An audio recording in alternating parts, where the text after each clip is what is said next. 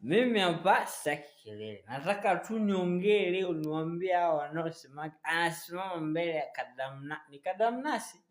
Ni kadamnasi. Ya watu wanaanza kusema. Anasema nitaongea maneno machache. Sitaongea maneno mengi. Nikiongea mengi ni matatu. La 4 nitazungumzia habari ya huyu ndugu yetu. Lakini la 5 nitaongelea yameshakuwa mengi hayo. 6 nitazungumzia kamati ya chakula ilikuwa ikoje.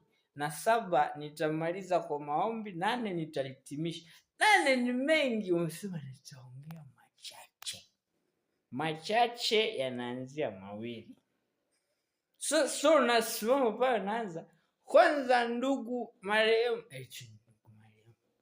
marehemu alikuwa ananinunulia makreti ya bia, tulikuwa tunakunywa naye. Alikuwa sio mchoyo marehemu, sio kama wengine. Alikuwa sio